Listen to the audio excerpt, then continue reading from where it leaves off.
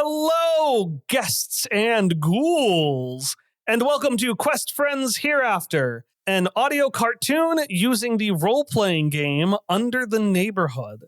I'm Kyle, he, him, and today I, my four best friends, and some dice are going to tell you a story about the pain of growing up. I am Ari, she, her. I play Aureli Enrique Hueso Kanaka, or Kike for short, the opportunist who adapts and creates copies. He, him. I'm Emily. My pronouns are they, them. And I play Irene Hawthorne, the Necromon trainer who overextends, whose pronouns are she, her. I'm Tom, he, him, and I play Hilda Mishkiewicz, I'm completely blanked, and I didn't pull up the character sheet like a fool. Oh, you goofed. We were doing so well, and then the man came in, and then we weren't. I failed you all. I'm sorry. Yeah, it's okay. Remember when Tom was like, no negative self-talk, and I was like, thanks. And then he messed up, and I was like, yeah, you fucker. I'm almost there. The Guardian, who pulls pranks. Here we go. And escapes. And escapes. Her pronouns are she, her. I'm Hallie, pronouns she, her, and I play Sparky Malarkey, the intuition who investigates and has a mascot suit. Also she, her. Well, this would be a great example of a slice of life complication, an everyday nuisance that, when combined with our fantastical setting, makes for a fun adventure.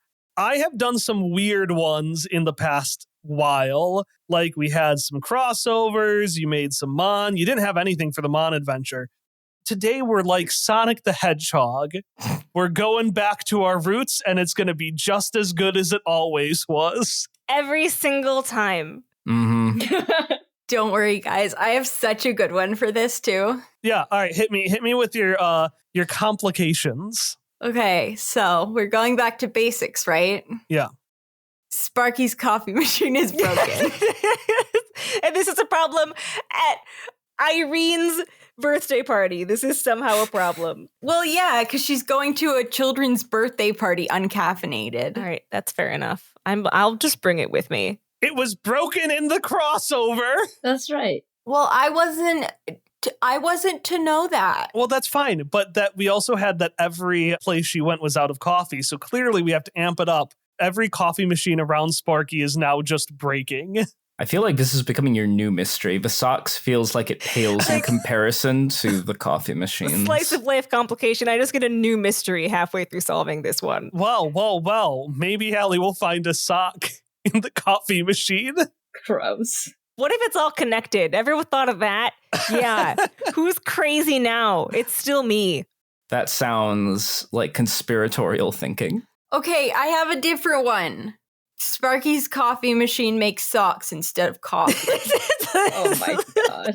Coffee machine makes socks. What about everyone else? Booker has eaten Hilda's birthday present for Irene, and she has to come up with a new present fast. Booker has indigestion. Well, so the thing is, my own goal was also a present-related slice of life complication. Irene's gonna get no presents. Yeah, I just like the idea of everyone is trying to put together a present in the corner. I want that. Because my idea for Kike and Sparky's slice of life complication, like, I feel like we're at the point where we would carpool potentially to this kid's birthday party. Yes! But then we did the thing where we placed the presents on top of the car and then started the car and the presents fell off the car. I love that. Hallie, what's yours? Mine was just that a balloon keeps getting stuck to Irene's hair. Oh. Because I think that would bother her. Immensely. I feel like the coffee machine one might be a little too much for what we have in the scope of our adventure, but I desperately want both of the present complications and the balloon complication to all be true. I want that too. I also, yeah. Yeah, I thought it was kind of inspired that we both had ideas about missing presents. I like the idea of Kike and Sparky driving off with the gifts on top, losing them somewhere, going by to pick up Hilda. And then as they're approaching Irene's house, Hilda goes, yeah, Booker ate Irene's present. And Sparky and Kike are like, oh no. Oh no. The sudden eye widening. None of this episode takes place at Irene's birthday party. We just cut between Irene sitting at the birthday party, balloons stuck to her head, Alone. and then like Eurobeat music blaring. Sparky's drifting through a busy intersection, blasting through 3 red lights. If we're basing this on the valley that I live in, everyone has happily run over those presents on the road. Oh no. That's a complication we'll get to later. So let's retrace our steps. We're going to go back before the presents fell off, back before Sparky definitely put the presents on top of the car. It was me, yes. No, it was me. And we're going to go back where you all had the very, very big day where we had 2 crossovers and a Mon adventure all happening on the same full moon. So, last time on Quest Friends, Kike and Sparky teamed up with 2 investigators from Zarvia to, at the request of Big Jake Hell, stop a heist in the Titanic Luxury Museum from the Packback Bandits. You let them go. Yeah. You stopped them, but then you're like, it's just Tsar Nikki 2 stuff. Nobody cares. Nobody cares about Zarniki 2. Not even Zarniki 2. What you care more about, though, is that Big Jake Hell, you learned, has a secret room in Die Hop that he can only enter with his own flaming hand and very much does not seem to want other people to know about. Meanwhile, Hilda and Irene protected some lost Necromon from Necromon hunters, specifically the Mon that were discarded after the tournament, and then some of Oset's Mon that were let free at the end of the events of Daikar. The hunters were very interesting. One of them was a Lich, someone who uses necro technology, and the other person was a Shadow, someone whose soul was unnaturally wrested from their body. Although this person ended up coming back to life, so she was like a half Shadow. Irene learned that Hilda is the host sister for Juniper Breeze, the intermortal exchange student, and Hilda was recruited to running the Necromon Dueling Club, because Lord knows Ariel and Mr. Jimothy aren't going to do it. Finally, somehow the most plot was coming from Irene's Mon. Yay! Irene's Mon hunted down Boidlerat, who is trying to save Rasputin from Bite. Rasputin was being specifically taken someplace where Eddie, one of the key clones, was previously taken and did not return from. This is in fact why you got help from the Phantoms of the Opera, an underground club group, whatever, that contains Rhonda Light, Lucas Bang, at least 1 key clone, and every playwright who isn't Sochi or William Shakespeare. When you met Rasputin, Boidlerat gave him the stuffed doll of a Boidlerat, which was revealed to be an actual one that was turned into a doll by Rube Goldberg, but is now being blocked with some green magic, which is interesting because most of the ghostly magic, like Necrotech, is blue, but this is green. Oh-ho. Lexi. And finally, they fused. Malaya and Mossy's fused because they're such good friends. Yay! Between that and the birthday party, for anyone who wants to share, what have you been up to? We've been training. Oh yeah, did Irene's Mon tell her about the fusion? I feel like the Mosses would, if nothing Yeah, else. I feel like Malaya would try to recreate it, but not successfully, because it didn't have the moment of like... You're learning to be good friends, but you're still at a place where you're only really good friends during a crisis. Malaya liked having big teeth. Irene's very proud of her Mon. All of them. The ones that did and didn't fuse. No.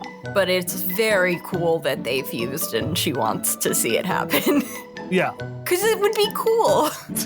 And because Juniper does it, so why can't she? And maybe Juniper would think it was cool. Not that she would show Juniper even if it did happen, because why would she ever do that? But That'd probably be really scary, too. Irene wouldn't want to. scary? Scary? Excuse me? I like to imagine instead of an angel devil on Irene's shoulder, she just has a little Hilda egging her on unintentionally. Well, no, intentionally. Hilda has egged intentionally before. Yeah, her descriptor is Pulse Pranks. You're right. Of course she's egged. I feel like Hilda has been hitting the library, trying to learn more and more about the hereafter, getting a sense of what greater mystery is at play, since she's still very anxious about the very ominous messages from Mateo that they've been finding. Roll me understand, actually. Oh, let's see what I got. And that's an 11. Okay, you can ask me a simple question, and I have to tell you the truth. Where does Mateo live? You have to answer me truthfully. So like where in the afterworlds? Like, what address would Hilda go to just be like, all right, answer these questions, old man? Isn't he like an explorer or something? Yeah, he doesn't have an address. Yeah, like that's like a question that like you tell me, kid. Like Kike doesn't know the answer to this question either. So I will say this, only death itself Yeah. would know where he is. It's true. Perfect. That's a start, I guess. I love that that's kind of something that Kike could have told you if he was open to those kinds of... I mean, yeah. Kike not saying things has caused Hilda to do her own investigation. Hilda just assumed if Kike knew, he would have already suggested it. Okay, this is more information though. Your research brought you more into the Grimm, which are a fascinating type of dead because they're not really dead. They're like Necromon in that they were never alive in the first place. These beings used to ferry souls to the afterlife, but don't anymore. But legend has it that they're still around and they can get pretty much anywhere pretty easily because that is what they exist to do. I mean, legend has it seems like kind of big words considering it's just the mailman. They used to ferry souls to the afterlife, all right? Yeah. You said legend has it they're still around. Death only delivers mail for Kike and Mateo, and the boatman doesn't deliver mail. He is dating someone who delivers mail. Yeah. I thought you said that death delivered mail. It's under the radar. Oh. It's for people like Kike and Mateo. It's one of those Kike has like a guy. Back channels. Yeah. He has back channels and back rooms. In his back room, yes. Sparky is not interested in his back room. I am not. I'm glad. Not particularly. I do not want you to be interested in Kike's back room. On the crossover, I feel like I've alluded at how Kike has been doing, but I do think that after Sparky getting that whole shenanigan adventure from Kike there, they've gotten closer together off screen a little bit. Thank God, because I was going to be like, Ari, as long as you have no objections, I like to think that Kike and Sparky haven't even realized that they've been hanging out. Yeah. It's just become like a regular part of their lives. Like, oh, you owe me for Panera last week. I'm going to force you to up your compatibility score with Sparky by 1. Yes! Yeah, I debated that. Yes! It's got to go up. I have it at 0.5, so I guess I can have it at 1.5? It's going to be slow. It's going to be painful for you, but exquisite for me. I feel like it's a 2. He just refuses to admit it yet. Yeah, I like that. Okay, and then, Kike's doing his dad hobbies besides that. Anything that Sparky is doing? Just trying to find her socks. Maybe they're in Big Jake Hell's secret room? Well, maybe they are. She's going to find out because she's like, Have you been spending time with Big Jake Hell? no, just thinking about his back room, not him. Because, like, it's been weighing on her. Why is he so secretive about that back room? Yeah. Why did he trust her all of a sudden to do this weird art museum Zarvian thing? Like a lot of things are strange. So she has to find out, and not by asking him. That would be stupid. So she'll talk to everybody about it later. Okay. And then I need to know Sparky's stats and then Kike, your loaded dice as well as your doubles. Yes. So I'm picking a 3 for success, a 4 for a failure. and I rolled a 13. Okay, 13 loaded dice. You just got a full success in Nice. the back pocket. Sparky, what are your stats and how does that relate to how you're feeling? My stats are heart -2, books -1, fierce 0, and slick -2. Yay! Oh boy, what a day. I've been thinking a lot about Big Jake Hell's back room, and that's all. That's it. That's it for Sparky. His fiery hot hands. No. Keys. Because his hands are also keys. I can't get back there. The key to your heart. Shut up. The key is back. I don't know how much clearer I can be that it's the door. You want him to open up his back room for you. Shut up. So, we are inside Irene's house. For the sake of time, we will not paint the scene, but if at any point one of you wants to just add something that would make this a very homey kind of sad birthday party, like, a really bad pin the tail on the donkey, you all get one free detail that you can just throw at any point. We know that there are confetti mines and just a floor full of confetti. Stella accosts anyone who enters and straps one of those pointy little birthday cone hats with the really tight elastic and snaps it on their head. Stella's getting ready yeah, one of these is going to be a secret hat. Earl is sitting there pacing back and forth, just I just got to make sure he's in front of the cake. The cake is baking, and he's pacing back and forth in front of the cake I got to make sure it's all right. Got to make sure it's all right. And then Aubrey is battling against a balloon that keeps trying to get into your hair as he braids your hair. And yeah, that's the scene as the door opens and everyone else arrives. Now, I was going to ask you all when you arrived, what is the order you arrive? What gift did you bring? And did you bring anyone else along? Because the invite did make it clear you could bring someone else with you. I'm only going to ask that last question, and then how do you enter? You get +1s for Irene's birthday party because she doesn't have enough friends. Well, Irene has plenty of friends. I made sure to invite every person that, I've heard Irene talk about. Oh. But, there are probably so many friends that I don't even know about because, at this kind of age, she's just kind of secretive. So It is that age. yeah, so, I'm sure her friends know what friends she'd want to see. I'm starting to feel much worse about the complication. Anyway, obviously, Hilda brought Juniper. In that case, I will say that Juniper does have her gift. Great, Juniper. Well, hi. I'm really excited to be here. I have your gift. I really struggled to wrap it. I wanted to make sure it could breathe well. And you can see that she has put a little bow on a tiny hawthorn tree. Aww. Irene stood up way too fast and then wobbled a little bit and sat back down. She had yanked her hair out of Aubrey's hand. Irene? I apologize, Aubrey. You okay there, kiddo? I am very good for the fact that I do not need a birthday party and would prefer to be not here exactly, possibly, currently. All right. Yeah, don't mind her. She'll get into the fun of it. And this ghost comes and just whoops a little cone on you. And Tom, I need you to roll me a 1d6. Oh dear. 4. Okay, nothing happens. Oh no.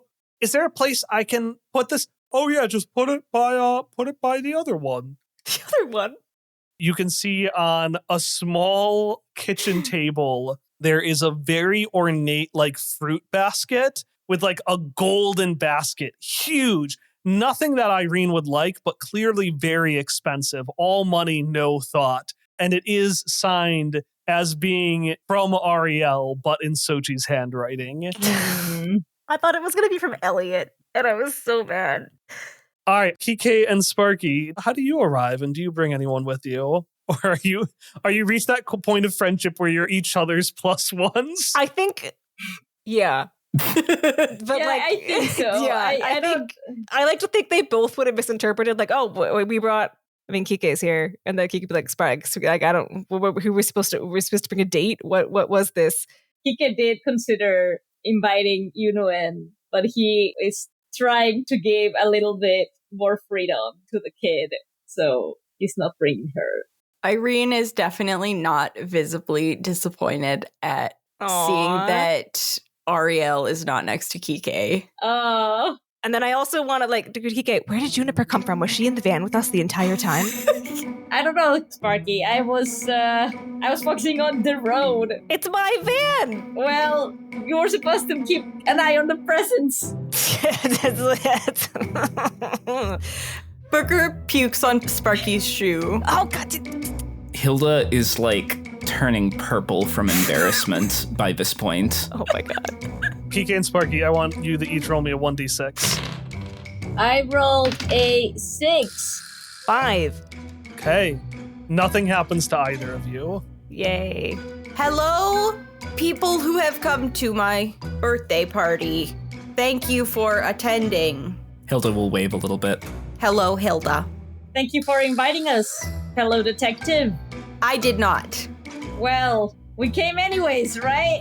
Yeah, we did. Here we are. Make sure that everything is in order for the big day of being at that age. Being at that age. Oh, it's not every day that a young girl turns into a young woman. Turns 13, you know? Father. You're technically a teen now. So you don't have to feel pressure on growing up too fast, you know? Like in some cultures, like in mine, they say technically the age is at 15, really, to make that leap, you know? The quinceañera kind of thing. I have been told I have an old soul. You know, that is true. Some people grow up faster than others, and that is good too. Someone once told me I seemed like an elderly woman in a child's body. I was offended. However, I am much more intelligent than my technical age would suggest. You know what? That's something that my brain told me once about you. The old soul part, not the elderly. And it's not like I talk to myself about you or any Darlanoib, like a dog. Poidle Rat is barking and kind of chomping at Juniper's little messenger bag, which is rustling. Poidle Rat! Oh no, it's fine. It's fine. I will I'll be back. And Juniper rushes out the door. Irene squishes her face into her hands a little bit. Hilda's gonna slide up and say, Irene, I know this might not be the best time at the middle of this party, but would you like to, with your Necromon maybe, please help me help Booker, because he just keeps throwing up pages. I don't exactly know how to help your book. However, I will take literally any excuse to move away from here. That was the idea, yeah. Oh, I knew that. I was being sneaky. And she will awkwardly, sidle away. We will just awkwardly flee elsewhere into the house with the Mons.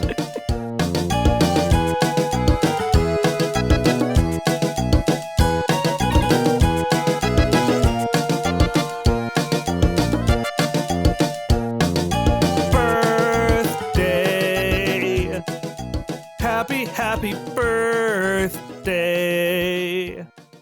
Time for announcements. I got 3 announcements for you today. First, this Wednesday, September 25th at 8 p.m. Central Time, we are going to have our 7th anniversary stream where we have 16 characters from Quest Friends Flashback Future and 16 characters from Quest Friends Hereafter fight to the death in Super Smash Bros. It's going to be really fun, just casual, hanging out, watching your favorite characters just beat the crap out of each other. So we hope to see you there at twitch.tv/questfriends. Additionally, we are doing auditions for some more musical segments. Specifically, we're looking for people to sing as Kike, Sparky, or Irene. Auditions are going to be open probably the next week or so. It really depends when everyone can get together to listen to them. So if you're interested, hop into the description and just send us some auditions. Finally, did you know that there are no widely available Braille dice for tabletop role-playing games?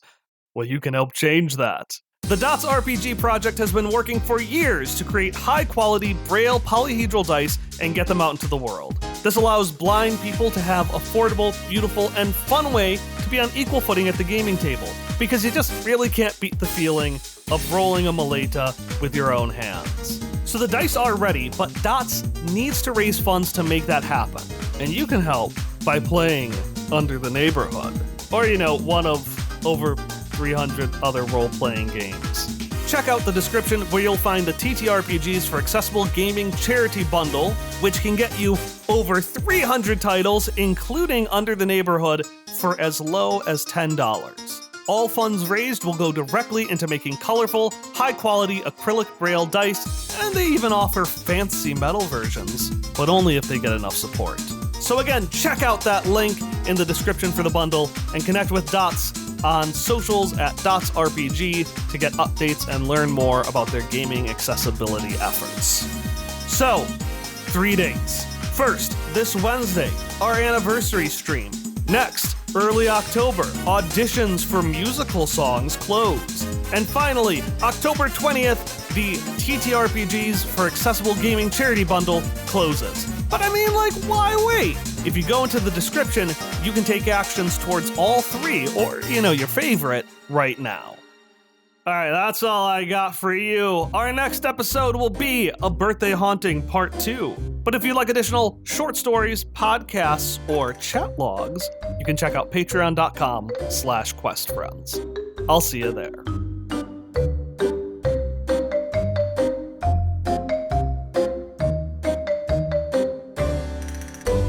Sparky, take the GM intrusion. Okay. Who do you want to give the other point to? I'm gonna give it to Hilda because Hilda has attempted to rescue Irene from whatever this is.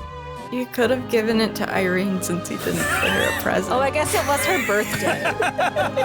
Take that back. I'm taking it away from Hilda and giving it to Irene because it's her birthday. It's too late. It's the correct choice. It's the correct choice. Tom doesn't get it.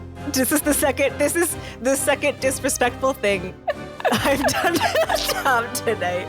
You know how you can sometimes feel eyes on the back of your head even though they're not physical? Yeah. You feel that, but with ghostly shoulders, and if you look to the side, you will see a ghost staring at you. Ah! Oh, you came out of nowhere. Hello. Hi. You look familiar. Okay. What'd you say your name was again? I'm Sparky Malarkey, investigative reporter / sometimes lawyer. Aubrey! Yes, Stella, what is it? This is Sparky from, the tomato thing. The tomatoes. Tomatoes. The what, Stella? The tomatoes? The tomatoes, the thing that we do not say the E word here. But yes, she was in pickle. Wow, I always thought you were, you've aged gracefully. Can I have a spoon that I then stab Stella Hawthorne with? Because I had Stella Hawthorne for the spoon game many episodes ago, and I still have that written in my notes. Yeah, roll take action. Woo! Actually, I got a 9. Aha! Hey. Aha! Sparky means it kind of, she's not just whack. She means it kind of playfully, just gets out a spoon and does a really gentle. But I like to think it's way harder than she intended, actually. So then it's just because there's no solid. Because she's a ghost. Yeah, Stella's a ghost. So it ends up going through Stella, and then Sparky just loses control of the spoon, and it clatters against something and breaks something off screen. A cat goes meow from the background. Booker goes Rickle. That's the issue. Booker now has a second spoon. Yeah, I had you in like a spoon game, and I didn't know who Stella Hawthorne was at the time. I didn't make that connection, despite being a very excellent investigative reporter. But I got you. I won. I have no idea how long she kept that spoon for that silly game. She has been carrying it to so many places. I'm so glad that she finally found a Stella. She kept talking about it. I honestly kept thinking that she was making it up, that there wasn't a Stella. So really, I'm just glad that you exist and that you have been found. You held that just for me? Stella winks. Stella, you gotta shoot your shot, right? Yeah, it's over there. My shot's over there because the spoon went over there. As Booker grabs handfuls of more spoons from the drawers. So, you are Irene's siblings. The two and only. I'm a bit of an artiste. Yeah. And I am the one who makes the money and who provides the lodgings and who generally manages things. What are you talking about? I help you out. Stella, did you ever actually register when you died? Because if you never told Bite that you live with me, which I told you to do multiple times, you don't even officially live here. Well, yeah, but Art lives in here. And she points to her head, and in here. And she points to Sparky's heart. So how can I have a postal code, I'm kind of with Stella, actually. My van doesn't have a postal code. Somewhere distantly, Hilda thinks, the boss can't take out a library card. Well, I'm so glad you're both here, Miss Malarkey and Mr. Kanaka. It means a lot to have, some good parental figures in my child's corner after, everything that happens. So make yourselves comfortable that, I can grab the gifts off your hands, gifts, coats, all of that. We'll take care about the gifts. We'll take care of the gifts. No worries there. No worries there. And then I want to kick it to get Sparky aside and be like, okay, we need to figure out the gift situation. Is your gift something that can it be bought somewhere else? Mine technically shouldn't be. Technically? It was handmade. I made it. It was one of the many projects. So I have this project in my room that I do. Yes, your projects. Yeah. Oh, you made it. I made it. Because I didn't even. It took a long time. Well, is it a train? It is not a train, Sparky. Why would it be a train? Okay, good, because I don't think Irene would like a train. Have you seen Irene playing with trains? I mean, no, I don't that's know. why I asked. I was trying to make sure. It's not a train. Okay, so you said mine can probably be bought somewhere else. Probably. What was your plan? My plan was to send me to go and buy a gift and potentially find my other gift or quickly make the gift that I made. It might take a little bit of time, but I have all of the, if I have it on the old brain here. Okay. I can help. You notice a small, precocious 13-year-old child with a messenger bag just between both of you. Let me go on this quest. Let me prove myself as a true rival, just like Hilda. Oh, you're Hilda's friend who was maybe in our van, but we don't quite know. Yeah, I was in the back seat. Oh, okay, good. Awesome. Okay. Hello, kid. Yeah, I was in the back seat the whole time. Only in the back seat. Never left and came back. Always just in the back seat the whole time. Yep. Okay. Were you the only other kid that were in our backseat? Is there another kid, another minor? God, I can't take more minors. That we should worry about that came into the van? There wasn't any minor on top of the van, right, Sparky? It was just a gift? Sparky genuinely thinks about it. No. Okay, I also don't think that, but, okay. we can never be too sure about these things. I don't know I don't want you to be away from the party and set a minor in a potentially dangerous adventure. What I meant, Sparky, like me going is, me as in just kind of pointing at a space next to him that isn't him. Me as in Oh, okay, good. Because, I really thought we could just be like, hey, we left the present, we have to leave. But there are not a lot of people here. And so I think maybe it would be really awkward if we actually left. Right. And I want to do the create copies, to create a key clone, to buy Sparky's gift and remake Kika's gift before the party is over.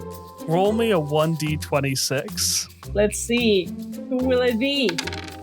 I rolled an 11. What is an 11? K. Do we have a K? We do not have a K. Kyle. No. Oh my god. It could be Kalimba. That is an actual musician. Kalimba. Yeah. What is Kalimba? What instrument? He's a singer. He's like a pop singer. Okay. Isn't that... Am I thinking of a marimba? What am I thinking of? Marimba. Who wants to play Kalimba, the human marimba? No. This key clone is getting more cursed by the minute. I haven't played a key clone yet, so I would like to call this one. Okay. Yes. Describe the key clone that we see. All right. There's like a skeleton, but the bones are like a slightly different color than the usual white of bones. They're like a light beige shade of bone. And in fact, they don't even look like bones. At some point, the bones have just been completely replaced with wooden bars that are struck by mallets. That's what a marimba is. I'm trying to figure out if he has the sexy thing where you have just the bottom button bottomed and the rest is just wide open so that he can play his own chest. This is the Kike that plays with himself. Let's go with that. I can't really know. Why this was come to pass. Let's go with that one. It's like the sexy one. Like if he was wearing... no, please. Is he a himbo? He's a marimbo. Or a kalimbo. Take your fucking pick. You've got to give her an AP for that one. Yeah, I'll give you an AP for that, Hallie. Yay! That gets me to 4. But that one can only be used by Kalimbo, Okay. who is immediately leaving this episode. Kalimbo, who, despite being a skeleton, has one shock of surfer bro hair hanging down like this, and he swishes it back. Hey, Kike. It's been a while. Yeah, this is, I always take a big risk with doing this because I can never control who is gonna come. I can't promise when I appear or don't appear. The wind calls me. And then the wind runs through his marimbo. And music plays. Yeah. I can keep track of him. I can go with Kalimbo. That's the name. Yeah, Kalimbo with an O. I can go with Kalimbo. Oh. The thing is, kid, I commend you wanting to join this. And it's not that I don't want you to have your, freedom of youth that I have to leave youths have sometimes. But I don't want this party to be all lonely. Roll me convince somebody with heart, Kike. Convince somebody. But no, it is actually for not leaving the party because it's so lonely. He does want to allow more freedom to the youths. I want to make that. Sparky was eyeing him suspiciously while he was on his, hey kid, I don't know if it's a good idea for you to go, because she was like, it's a fucking store. But but she was giving Kike space to finish his thoughts, which she agrees with. She's like, no, it's a party. You got to stay. He is making an effort to be less of a worried person. I rolled a 6. So it probably won't work. Take an AP. I got it. I have to choose a drawback. She's either going to try to get in your way, demand something, make a vital misunderstanding, or are very upset with you for a long time. I don't want her to be upset with me for a long time. Juniper, I don't know if Juniper can be upset with somebody for a long time. Yeah, she's too pure. Kike already has somebody upset with him for a long time. And he's trying to do the opposite of what he did with that person. So now it would be really confusing for him. It would be very confusing, which would be funny. Yeah. But she knows you're a musical artist now. She can demand that you liven up the party with your sick beats. You're right. Yeah, we have to liven this. You do music, don't you? I do music. I don't care if she's talking to Kalimbo or not. He's talking. Yes, I know you do music, but you... Right, me? Right? I mean, I guess I did music when I was in my Kalimbo phase. So I technically used to do it, but like, I don't, I passed that stage. What do you need? What do you need? What do you need? I can get Yeah, it. what do you need, Kike? What do you need for the music? What?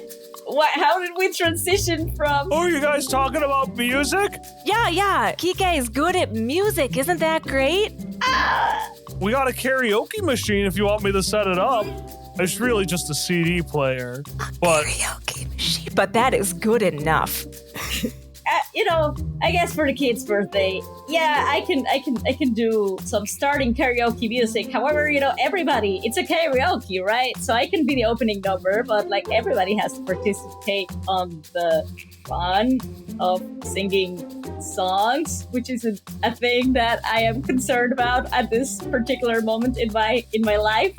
Songs aren't anything that is something related to my troubles at this moment, so I can definitely do it for Irene.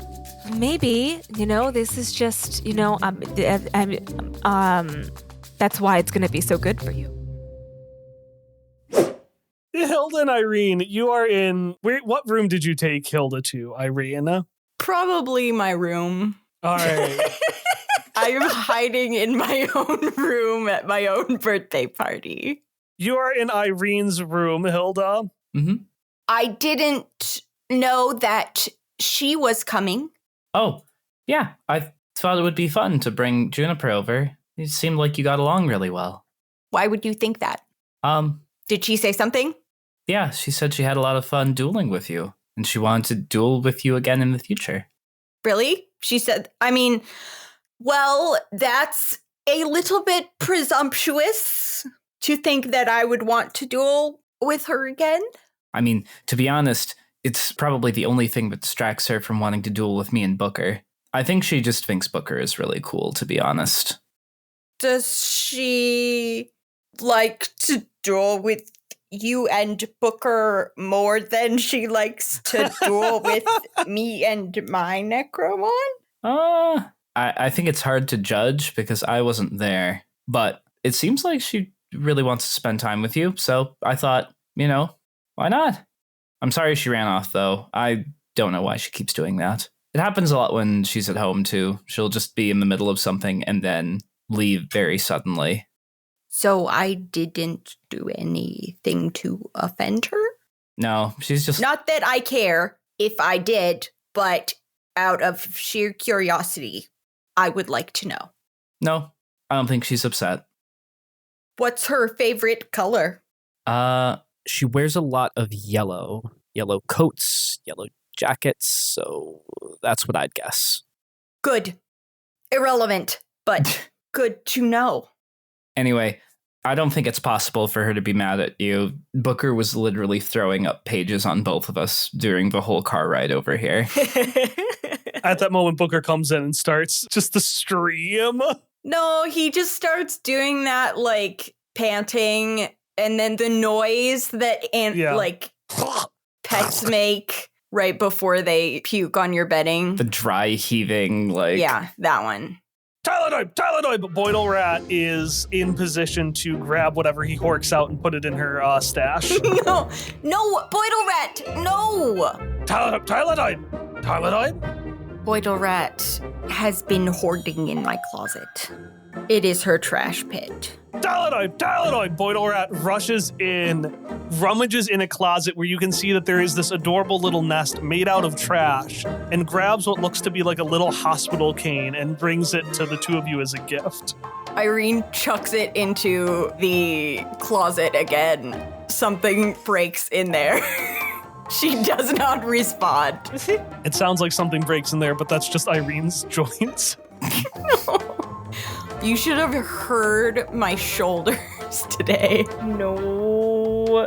Hilda looks between the cane and Irene and the trash pile, just says, it doesn't seem like too much. Do you... Everything in there is trash. You can ask me questions.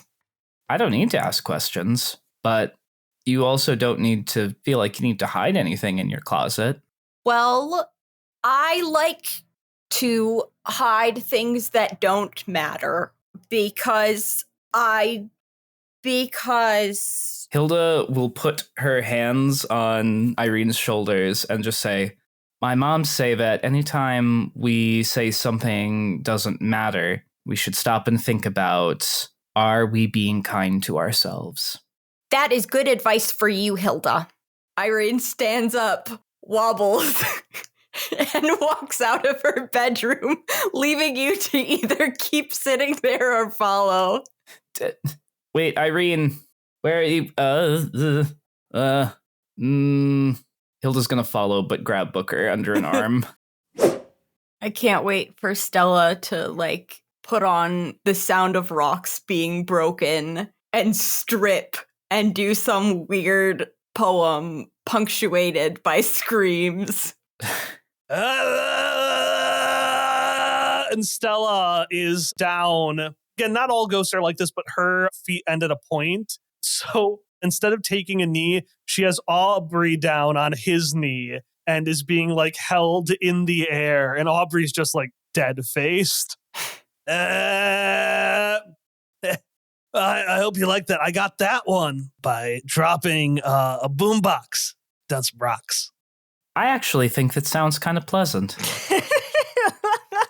It's a good song there, kiddo. Very experimental. You've done better. Just you wait. Just you wait. Wait. Whoa. What's the birthday girl doing here? What's the birthday girl doing here? I thought this was like a surprise, right? It's her. This is the birthday party you made me come to. Where else would I be? Wherever you just were. That is irrelevant. We were just down the hallway. We walked in there and walked back out here. Like I read, you brought a friend into your room? None of your business. Earl's gonna cry. Earl. Besides, she isn't my friend. She's my rival. It's different. Anyway, where did Juniper go? I was hoping she could join us. She knows so much more about Necromon than I do. She might know actually how to make Booker stop. Make him stop what? Juniper appears from your other side with Booker purring in her arms, just, Oh my god. just gently petting the spine. Oh, wow. How did you... Is he feeling better? That is the power of magic of friendship. The power of magic of friendship. Anyways, while you guys were doing your secret rival stuff, we were preparing the real cool thing, right? And she points to where she and everyone else have gotten Kike ready for the main performance.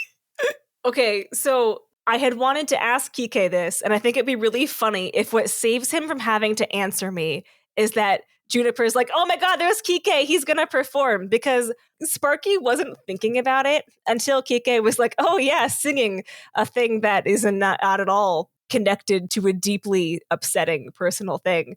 So Sparky's gonna be sitting on the couch like next to Kike while everything is happening. Yeah, well, just the sound of rocks in the background. Just The sound of rocks. The soothing rock along with a...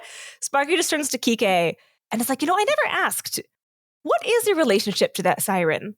Can it have the perfectly timed thing of Kike, even though Skeleton's not drink of Kike drinking water to hydrate his bones? Drinking milk. He said he has brittle bones. does. He's got to step it up. He does. He drinks milk and then pours it over his body, but not when people are watching. So he's just drinking the milk at this moment.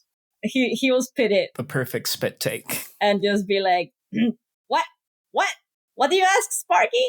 Oh, just like, look, I think it's really funny if you sing, but then you seemed like genuinely upset about it. And like, I think you gotta, like, I don't think I can stop that at this point. I've gotten the ball rolling too far. Somehow, as if out of thin air, Juniper has conjured like a full-on glam outfit for him. Like he's ready to go. I don't know how this has escalated this way. I don't know how I was, but why did you assume that I had a relationship with that? I mean, I just meant, Ariel. Well, I mean, you were trying not to involve people in it. And, you clearly knew she was a siren, which implies some kind of pre-existing relationship. I figured it out based on context clues and because I'm the world's greatest investigative reporter. But, you are not those things. So presumably You must have known, was it Xochi at some point in time? For once, you were kind of impressed me with your sleuthing skills, Sparky. Well, I guess thought it wouldn't be relevant really to the case at hand for people to know these kind of things. But we can say she has a relationship to me, in a way.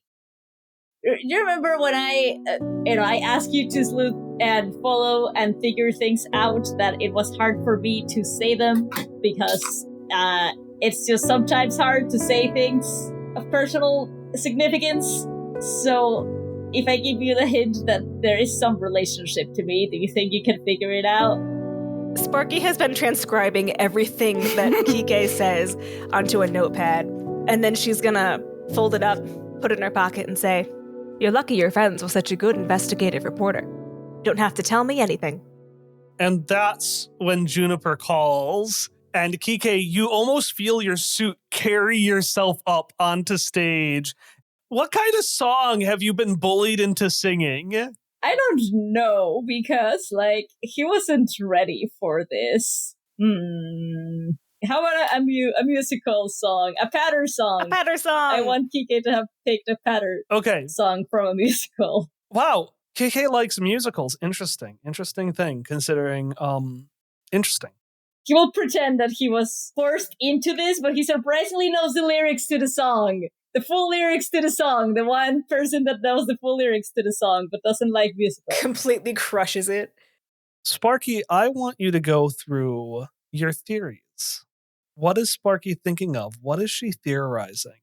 So Ariel and Xochi seem to be, there's musical brainwashing at play, but they seem to also have some kind of pre-existing relationship. So at this point, I just think she's another niece Kike, didn't tell anybody about, that he's, not on good terms with or something. Toxic family relationship like that, they always end in pain, don't they? Yeah. The door knocks. No. Earl, I'll get that. Oh, hello, sir? How can I help you? Flick. Flick. Flick. Click. In the doorway stands a man who lacks a shadow and yet who seems to make the whole room dark. He's hunched over in a way that feels more like rigor mortis than casual slouching. He plays with a lighter that emits sickly green flame, and he has a thick, deep smile that goes all the way to the sides of his face. My apologies, sir. My name is Indrid. Okay, Mr. Indrid, what brings you here? Oh, well, I was invited, of course. Indrid Cold steps to the side, and behind him, Elliot Hawthorne walks up and says, "Hello, Father. Happy birthday, Irene."